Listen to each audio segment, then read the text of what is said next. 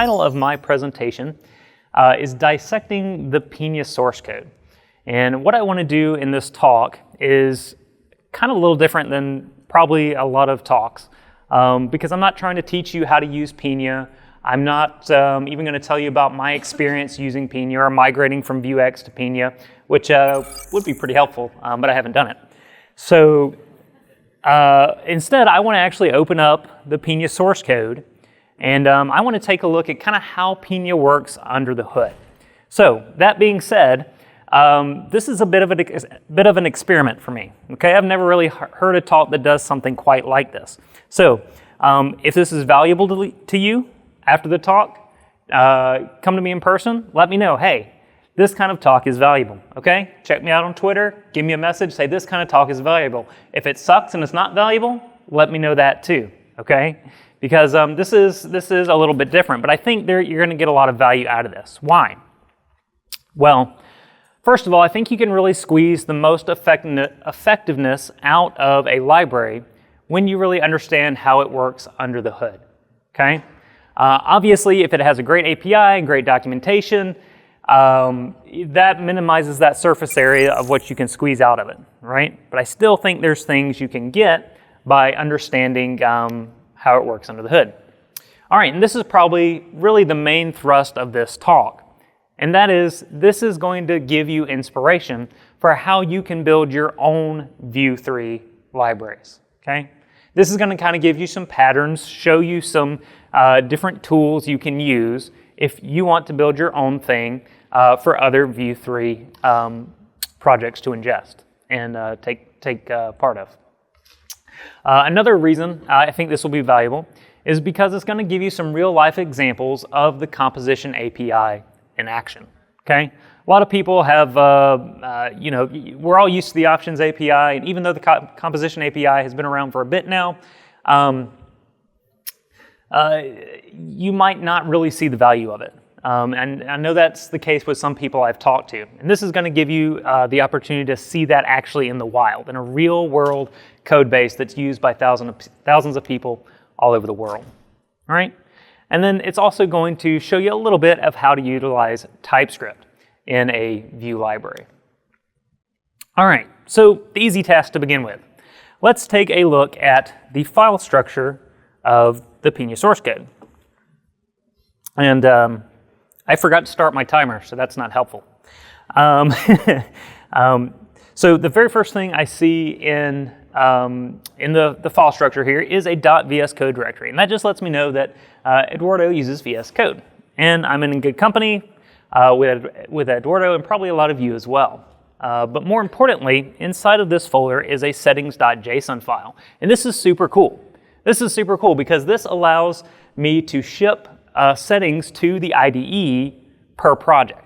And I can this is actually committed to the repo. So now anybody who ever contributes to the Pinia source code is going to automatically have their IDE, if they use VS Code, and odds are they do, it's automatically going to have auto saves set up for them. So that's less work the maintainers have to deal with in terms of formatting and things like that. Make it easy for their contributors to contribute. This packages directory here tells me that the source code is a mono repo, and that's just a way to organize multiple packages into a single repo for the sake of organization and dependency management and so on. We've also got a .npm rc file, which obviously this is distributed via npm. But I found this interesting configuration setting inside this file. Shamefully hoist, and it equals true, so shame on somebody, right? This is a little above my pay grade. I honestly have no idea what this means. I just thought it was interesting. .prettier.rc, so once again, using prettier to format. We've got a license. If you're creating an open source project, have a license. Let people know how they can actually use your code, right? This is MIT license. Thank you very much to the Pinia team. This is an amazing piece of software. It also has a security markdown file. And so this just tells us which versions of the package are actually receiving security patches. And this is not something I've I've really looked into any repos before. Maybe I should have, but it's super handy to have. So I can know, is this version of my dependency still okay to use security-wise? Okay, we've got a jest.config. It's tested with jest. Its tests are all passing. Okay, and we've got a coverage of 97.6%. I haven't written a whole lot of zero open source packages that other people have ingested in projects, only like the end projects themselves, but our testing suite never came close to 97.6%. Maybe some of you can relate, but the point is here, if you're writing code that other people's code relies on, you really, really need to make sure that they can have confidence in your code, and that's what these tests give. We also have a learna.json file. Okay, this is to configure the Learna tool, and Learna is a tool that optimizes the workflow around managing multi-package repositories with Git and npm. So if you do have a monorepo, consider using Learna. Netlify.toml, awesome place to host your open source documentation. We've got a pn-npm lock file here. So we've all heard of npm, we've all heard of Yarn, but pnpm is a little bit of the new kid on the block, but it serves the same purpose. It does it a little bit better though, okay? The name of the game these days is make things fast, right? You've got Vite now, you've got Vitis, you see lightning bolts all over Twitter, okay? Fast is the name of the game, and that's what pnpm provides, and it does so by utilizing symlinks as opposed to all the copying and pasting that npm does. Oops, excuse me. This also makes disk space more efficient, and things are more secure as well. We've got this renovate configuration file here, which I thought was really cool. Never heard of it before until I opened the source code here for Pinia. But this is an awesome way to automate your dependency updates. What renovate does is it actually continuously runs, takes a look at the dependencies in your package.json file, and it makes PRs automatically for you when those dependencies become out of date. And then it'll automatically do things like run your test suite against those PRs and updates so that you know you're not breaking anything. And we got a tsconfig, uses TypeScript. Awesome. Okay, so now let's dive into the packages, the really interesting portion here. All right, so first off, inside of packages, we've got a docs directory. And this is the documentation site for Pinia. It's built with VitePress, and if you have not seen the new default theme for VitePress, you're missing out. This is kind of a side note, but it's super cool. Go check out vtest.dev, all right? And you got this awesome like little glowing logo thing. So if you're doing your own open source library, vtest is a great choice for your documentation. It includes a Nux module. In this day and age, you would be very smart to include a Nux module for your open source packages. It also has the Pinia folder there, which is the core library. We'll get to that in just a moment, but quickly, we'll just look at this playground. This allows the maintainers of the Pinia library to quickly iterate, of course, and that looks something like this. In projects I've done, I found a playground is very invaluable. Okay, they have a size check tool. And this is important for Pinia because it touts the fact that it's an extremely lightweight package.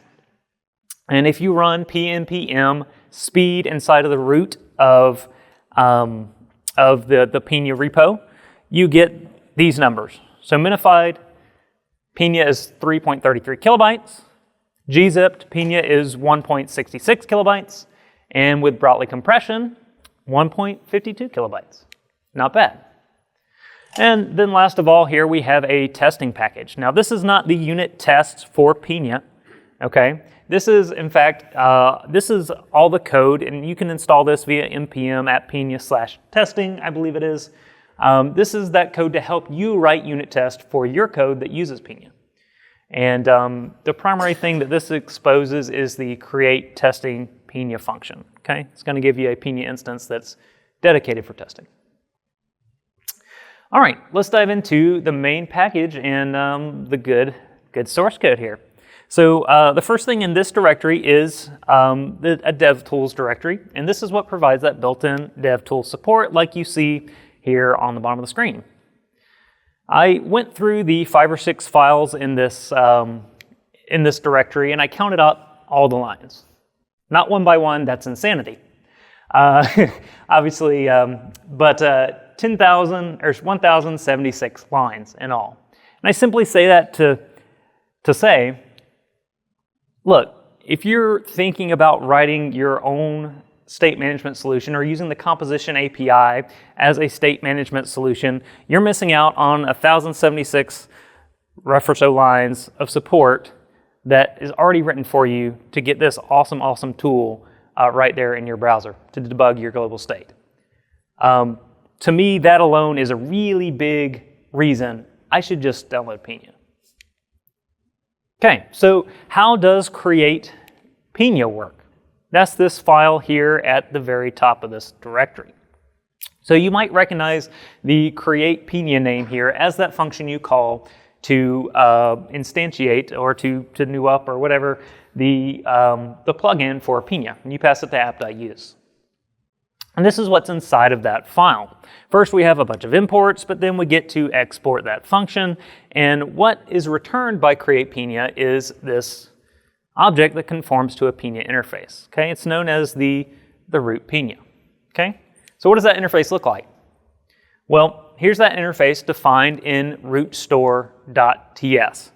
By the way, like I mentioned, guys, I did not start my timer, so if anybody wants to holler at me when it's that time, definitely feel free, okay? All right, so we've got install here as a method defined on Pinia, and this makes good sense because what Pinia returns is just a regular old Vue.js plugin, right? And this is what is required from a Vue.js plugin.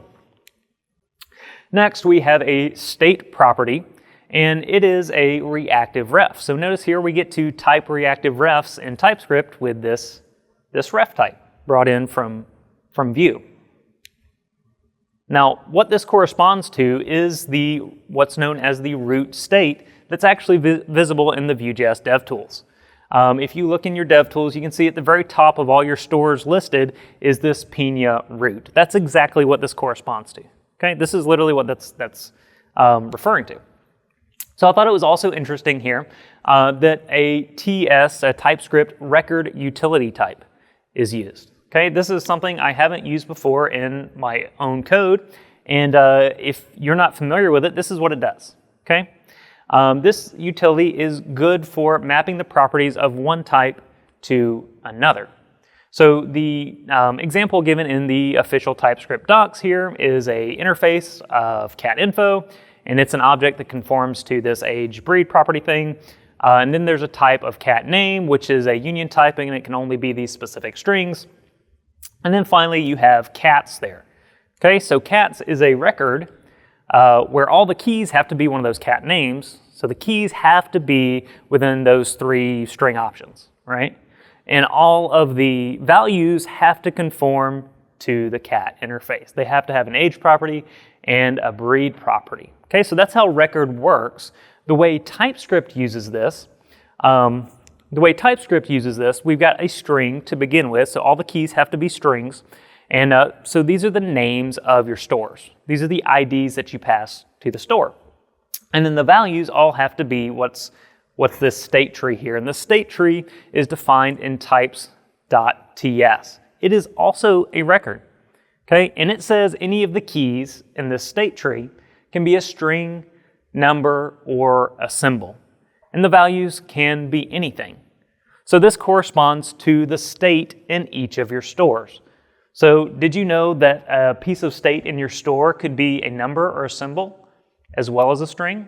Well, it can be, according to this TypeScript interface. All right, and the value can be absolutely anything at all. All right, so next, inside this interface, we have a use method, and this just allows Pinia to accept plugins just like Vue accepts plugins. Nice, consistent interface. Maybe a lesson learned for your library. After that, the interface gets all internal. We've got some _p, _a, _e's going on here. Nice pattern to follow if you want to hide something. It's not really hidden, but it's nice by convention to prefix it with an underscore. And then you can also use a doc block and have this at internal piece on there. And this will actually help kind of hide these properties from some of the auto-completion in your IDEs to make sure these aren't being exposed to the end user as something they can use. Thank you. All right, so how does, let's get into the actual function itself. So here, the very first thing that it does is it creates a variable called scope using the effect scope function from Vue. So this is a little bit more insight now into using the composition API. What effect scope allows us to do is it allows us to create kind of this, well, scope where watchers and computed properties, basically anything that's known as an effect, those effects can happen within that scope, and then you can destroy all the watchers, all the tracking all at one time. And this is what that looks like in the docs. So we're creating a scope so that all that reactive stuff that's going on inside of Pinia can all be destroyed together and save memory and all this stuff all at one time later on. All right, so next, Pinia handles all of the different plugins that you register on it. So first we have a variable _p here, and this is what's going to be responsible for holding the already registered plugins. It's an array. Right now it's empty. On line 22, we have a to be installed variable. It's going to hold all the plugins that have yet to be installed. Whoops, and let me scroll down here just a little bit. So the way this actually works is when you call use on Pinia, you give it the plugin. Pinia says, okay, if this .a doesn't already exist, now _a here is a reference to the Vue app. So if the Vue app does not yet exist, and this is not a Vue 2 project, then push this plugin to the to be installed array. Okay, so this stuff can be installed after. All right, or it's yet to be installed. It's not to be installed yet. But if the app already exists, then go ahead and push it into that _p. So essentially what this is allowing Pinia to do, it's allowing you to register Pinia plugins both before you register Pinia with Vue.use createPinia, and then after as well. So this could be a good pattern for your own library. All right, and this is, you can see, once you're inside the install function that Vue calls, the to be installed just gets iterated over, and those plugins are simply pushed to the installs. All right, so the next thing that happens inside of the install function is that setActivePinia is called. And setActivePinia is defined over in rootstore.ts. It sets an ActivePinia variable to whatever is passed to it. And this ActivePinia variable is the root Pinia instance for your entire app. And if you've ever seen this error here, it's because this variable isn't set. Okay, this is why you have to use your stores within the context of a Vue app. This is why you have to use your stores within the context of a component. Okay, otherwise this ActivePinia will be undefined. So, but alternately, if for some reason you can't use it in the context of the app, guess what? You could call setActivePinia and pass that yourself. Give it your own ActivePinia. And that's what you can do in testing. Here we actually define that Pinia, and it's using mark raw in order to make sure Vue does not track this object, just to be more efficient. So that's one way the composition API is helping you out there. We've got an if it's a not Vue 2, then do these things, which, by the way, this is not Vue 2, comes from the Vue Demi package. And if you're building a third-party library that you want to support both Vue 2 and Vue 3, check out Vue Demi, okay? It's going to allow you to do it with easy utilities like this is Vue 2 helper here, but you can also import ref and watch and all these things that you'd normally import from the core Vue package. You can import it from Vue Demi instead, okay? And it's automatically going to give you that Vue 2, Vue 3 support. All right, and so we do just a few more things that happen, and there's no time for them. And then we return the Pinia instance, and that root Pinia instance is what you get from the plugin. Awesome. So obviously there are so many more files we could go through here, and so many more things we could look at in Pinia, but we just don't have the time. But my point is this: don't be afraid of source code. There's lots of video resources out there. We make some great stuff at View School, I think. But there's also a whole lot of source code out there that people leave unread every day. They simply use it, but they fail to see that it's also a great educational source. So don't be afraid of source code. Learn from it.